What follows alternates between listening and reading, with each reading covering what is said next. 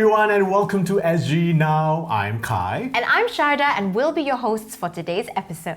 Oh, someone's very happy today. Yeah, that's because I am. Why is that?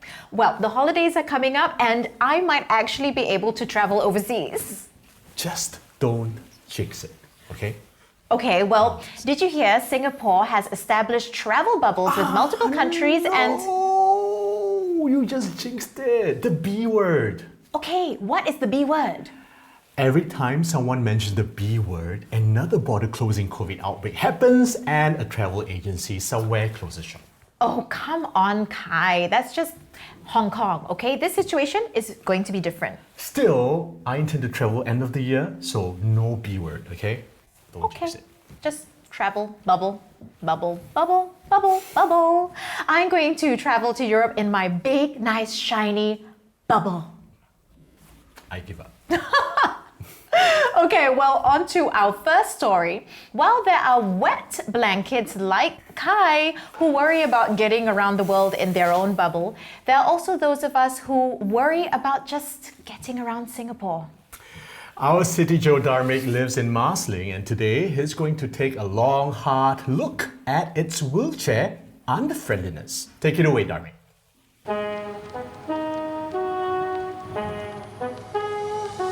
Hey guys, today we're going on a journey around Marsiling Woodlands area, and maybe you will see things my way. Let's go.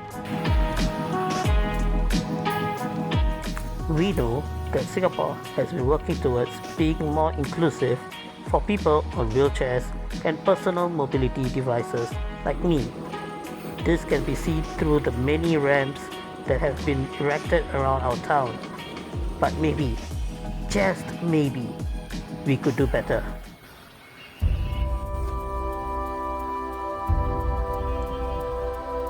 For example, there are some paths that are simply far too uneven, or popular shops that are simply inaccessible to us.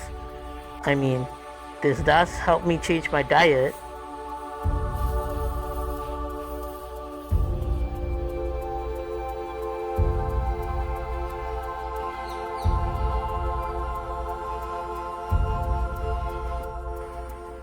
Let's look at this path towards the nearest community center with a bump that was always a hassle to navigate,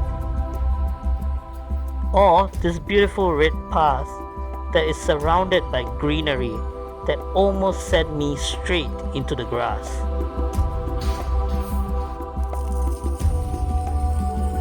But what truly takes the cake is this path towards the gym, where it turns into a dirt path with a step, leaving me taking drastic measures.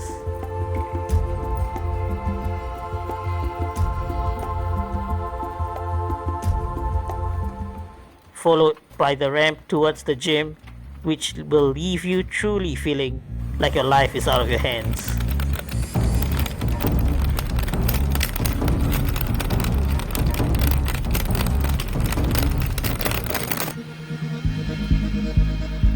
Someone explained to me the thought process that led to the design of this path. It simply does not help anyone on a standard size wheelchair or PMD. With a short trip to the nearest shopping mall, you can find traffic lights. They are so badly placed, with pillars blocking your path that you almost feel like you're taking an obstacle course. Now that we have had our riveting journey through Marsiling Woodlands area, let's hear the viewpoint of one of my friends who joined us on this journey. Hi. So, Firdaus, what are your thoughts about this journey that we just went through? Marsiling could really improve on the accessibility, in terms of accessibility to people on PMDs and wheelchairs, to have a smoother journey throughout. Now that we have heard his opinion, tell me what is your thoughts in the comments down below. This has been Dharmhik, CityJo, with Singapore One. You know, Dharmhik's predicament reminds me of that one time I was wheelchair bound. I was hospitalized, and even getting to the toilet is super challenging in the wheelchair. Oh my goodness, I had no idea. And if like getting to the toilet was already so difficult, can you imagine trying to get around Singapore like Dharmhik? I mean, I really empathize with what Dharmhik shared with us. Just this much of a level difference would make a big change. Absolutely. And the International Day of People with Disabilities falls on the last week of November, which is actually coming up. Khai, have you heard of this day before? Actually, no. But you know, this day should be every day, just like Valentine's Day, Mother's Day, Father's Day. Oh, Right? it's so sweet. I know. Well, I do agree because if we showed our love every day, then maybe we'll be building more ramps everywhere. Indeed. Our next story is a labor of love about a special group of people who can put an entire house together with just sticks, glue, paper, and paint. That's right. CityJo Abby paid a visit to Uncle To and his siblings to see how they make paper houses for Chinese funerals. Hello, hello! This is your CityJo Abby. Today, I'm on a heritage tour entitled Disappearing Trades. We'll be visiting a coffee roasting factory, a traditional bakery, and in this episode, we will zoom in on the last part of the tour, the art of paper house making. So I'm here at one of the places where there are few coffee roasting factories. Already stepping in, I can smell the coffee, and I am a big fan of coffee, so I'm really loving this place. This tour won the 2017 Singapore Tourism Awards for the best tour experience in the leisure category. So if you are nostalgic about heritage and want to hear more from these traditional craftsmen, you will love this tour.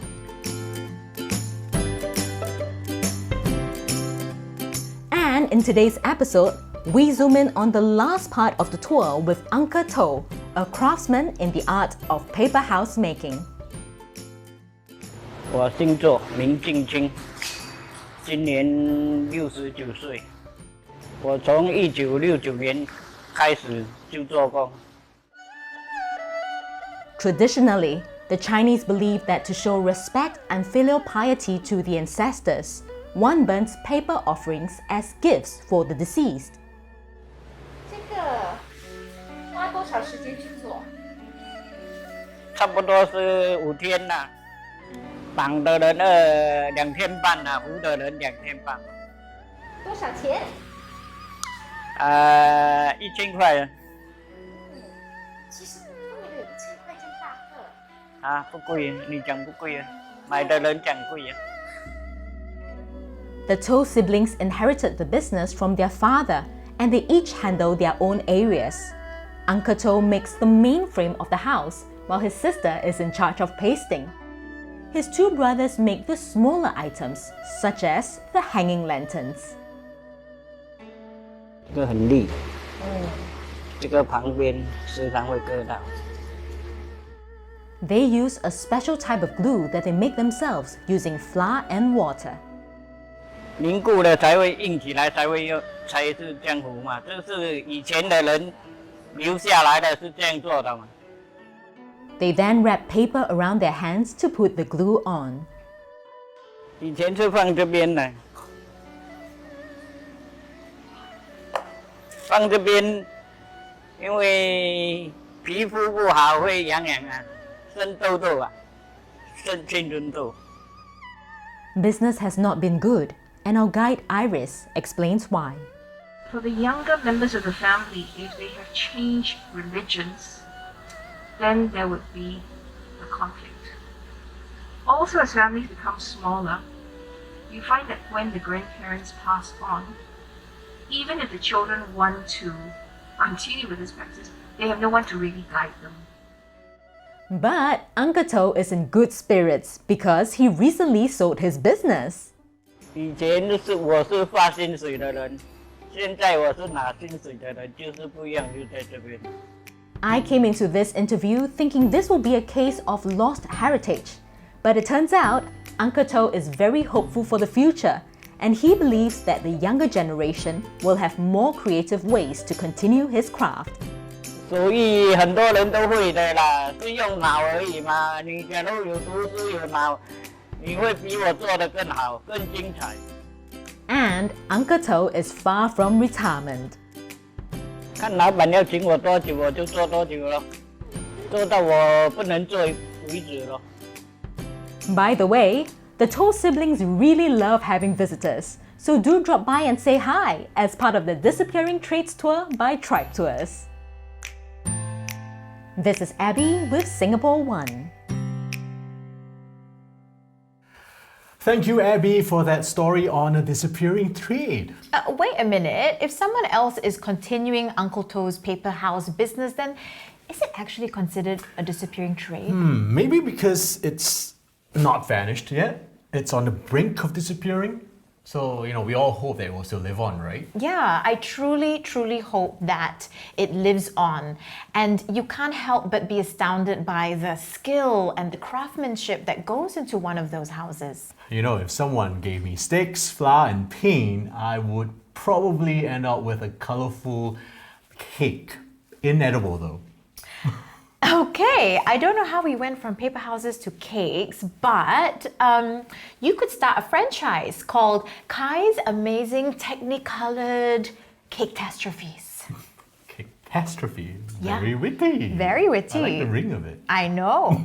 Anyway, for those of us who prefer our pastries colorful and edible, there's Macarons. And our CityJo Bruce chanced upon a rather unusual macaron stall in Changi. But his story isn't really about colorful food. It's about one remarkable lady's struggle to stay in the black. Over to you, Bruce.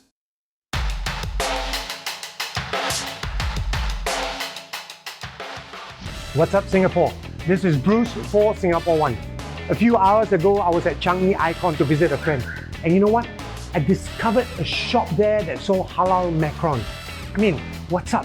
Changi Icon isn't a place known for its human traffic. So I'm very curious as to why they chose to set up shop there. I'm now on my way there to find out.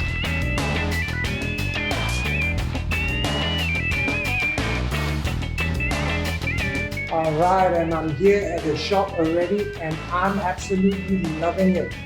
I see a lot of colorful macarons being displayed. It's like rainbow colored. You have your blue, you have your green, you have your yellow, pink, purple.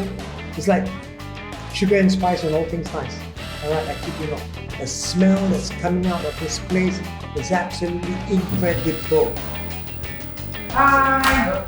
Can I have your durian Sarawi, please?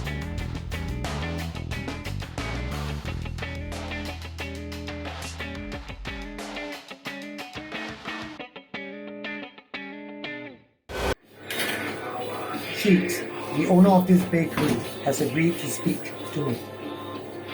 My business started in 2014 after I got married, but it's not the typical reason where it started from passion for baking. It was mainly because of my debts. I wanted to pay off my increasing debts, so I chanced upon macarons and I found out that they were expensive. So in my mind, it's fast money to clear off my debts. You mentioned debts. I'm curious to know, how do you incur debts? I was a shopaholic. Even though I know it's down to my last cent, I still will just buy. Yeah, so that's how my bad habit started lah. How much trouble did your debts got you into? It got me into trouble once I started to look for these illegal money lenders. So I used to receive messages like this. This is how they would do the opening message, and then I would reply to this lah, and then they will ask for necessary documents and whatnot. Yeah. Usually they will ask for your IC. Okay. Yeah. So obviously these money lenders, right? They would promise you a lot of things, but yeah, in the end you don't get that money from them, and then you're not able to clear. So I had no choice but to told my husband about it. Yeah. So when you tell your husband about it, how was his reaction? He was surprised, really surprised, because no one knew except for me. He basically borrowed from his dad actually. So my husband was the one who helped me out of that hole, and then he was the one who supported me to continue with my business. I changed lah. I learned from it. It gave me a huge wake-up call. I learned from it, and I learned how to manage my money well and so on. She did change like her shopping habits, and she learned her lesson, and also she found a new passion, which is baking, which I am proud of her because after quite some time, and she managed to open up her shop. What was your biggest motivation to change? So my children are my big whys.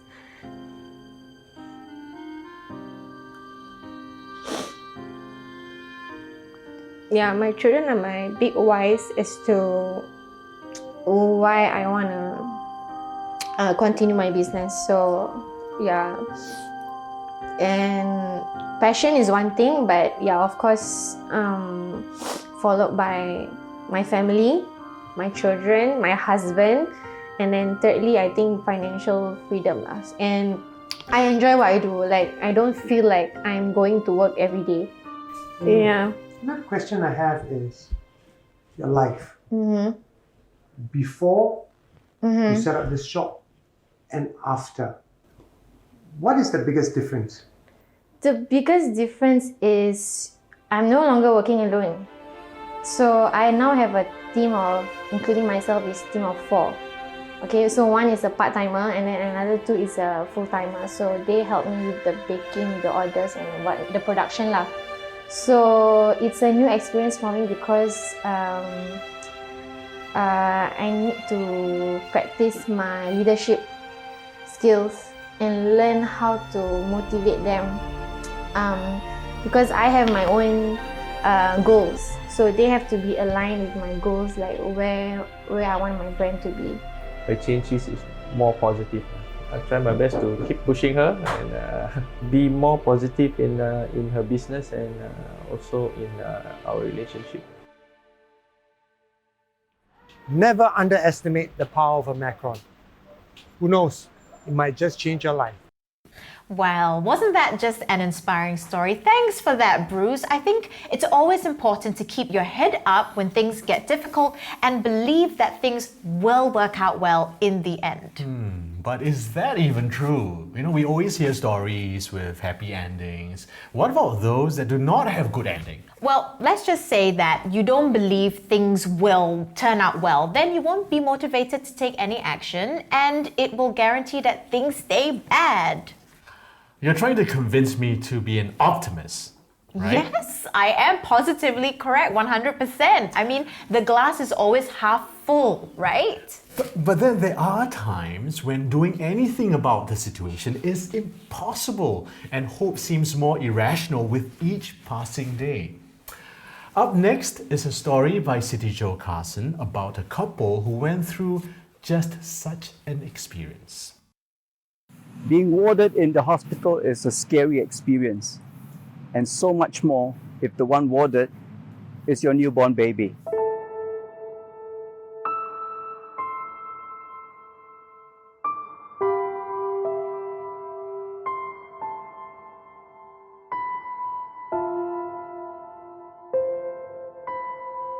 I'm CityJo Carson. Today we will hear about Elijah, how he spent his early days in NICU in hospital. We will also hear about how his parents had to deal with the ordeal. Because I was the one who brought him to the A&E at KK, the nurse checked him and then said that his temperature was very high. So I was shocked, of course, because I was very unsettled. What? Is it so serious? I have to admit him. And then his skin was already turning purple. That was in a high dependency ward, and that was when you start to see him being put on tubes. Of course, it pained us as a parent to see that this tiny hand, you put a big needle through there, and it's so that anytime they can draw blood and test. So there was a lot of blood testing and so on. And I think that eventually the thing that they can tell us was that the blood platelet count is low. So there's something about that virus that's affecting his blood platelet count, and that is a worrisome sign.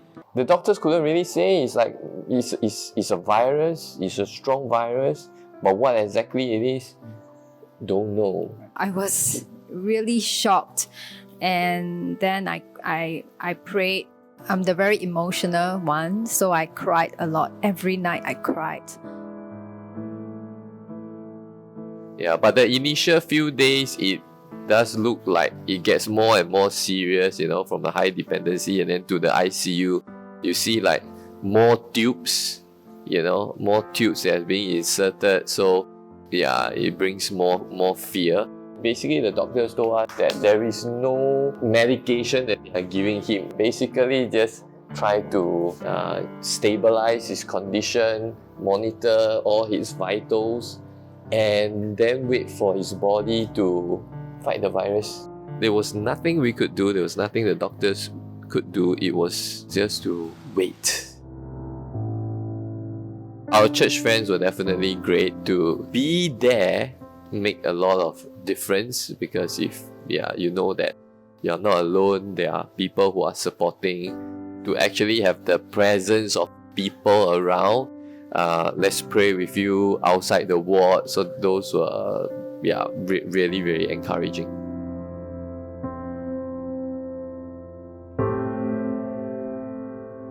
He was probably in the ICU for about 6 days. And then finally, when his oxygen level was back to normal, they removed the big tubes, the ventilator, and then they removed the feeding tube. After ensuring that his vitals are all well, then we were told that he could move back to the high dependency ward. So I think it was after 11 days, then the nurse told us that okay, he is well enough to return home. So we were like really, really glad. This little development always amazes us. So when he recovered, of course, I was very grateful that I had this chance again to nurse him back to health and to see him grow up. So we are very, very thankful that he is 6, and we see that he's such a lively boy and he loves sports. He's so active. We think it must be God who has healed him completely and given him he's not just so active, but he's given him such a positive and lively character. Yeah, that really adds a lot of joy to us. I think even till today, he is very close to me. So every night he will come and give me a kiss and he will hug me. I believe this ordeal that we went through together had make a difference to our relationship. Our time with our child is precious. You never know when that might be taken away from you, so treasure those moments with our kids. Sometimes a prayer is all you have left, and the future is just a dream. But prayers do get answered, and dreams do come true. I'm CityJo Carson, Singapore One. Thanks for that heartwarming story, Carson. But it makes me feel so sad, and the parents had to struggle so much. But then again, if you look at how resilient they are, that is your hope. That is your ray of light. Oh, Khai, look like the tables have turned. Someone's become Mr. Positive Optimist. Thanks to you, Miss Happy. Well, on that positive note, that's all the time we have for you this week. Remember not only to stay safe, but stay strong and resilient. See you next time. Bye. Bye.